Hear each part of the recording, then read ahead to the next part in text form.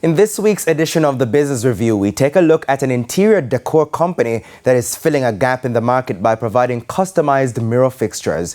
Here's Cody and Barrett.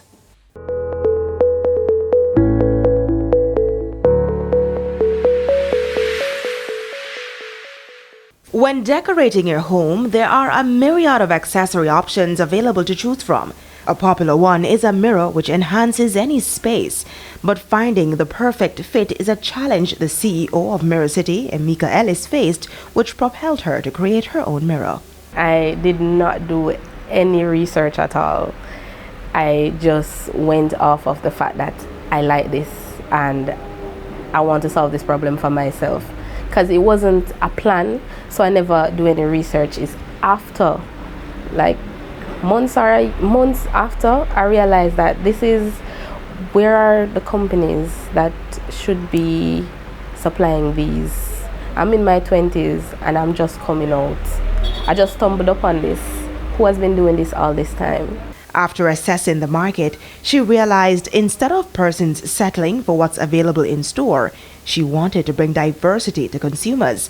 It started with small requests as a side hustle, but as demand grew, juggling between a regular 9-to-5 job and a side business became hectic, and the Mirror City began fully operating in 2021. Not long after fully launching, the Mirror City got its first big contract. One particular person reached out to me and said, hey, I need some mirrors for my house, but I need you to do the shower enclosures.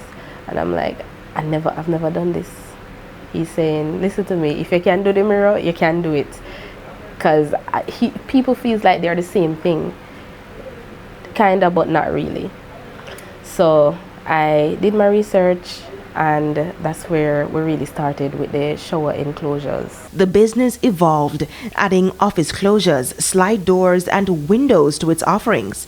And as the workload gets larger in the fabrication world, the Mirror City started facing real challenges finding the right equipment to do the job. There is an actual machine to cut the frame, but so far I haven't seen anything that has been done to this machine since the 80s. So persons who have this machine, they've had it from the 80s. I'm still yet to find something that is new, something that's even in the 2000s. As it explores, equipment is still cutting into its profits, an overall 50% increase in profits, but its CEO continues to reinvest. But wall mirrors remains its cash cow. 50 to 60% depending on the season. We're still experiencing, we're still learning about the other side of the fabrication world. So far, it's really good too, so I'd say 30 to 40%. The Mirror City is now working on expansion plans with location and designs, as well as exporting. With the Business Review, I'm Cody and Barrett.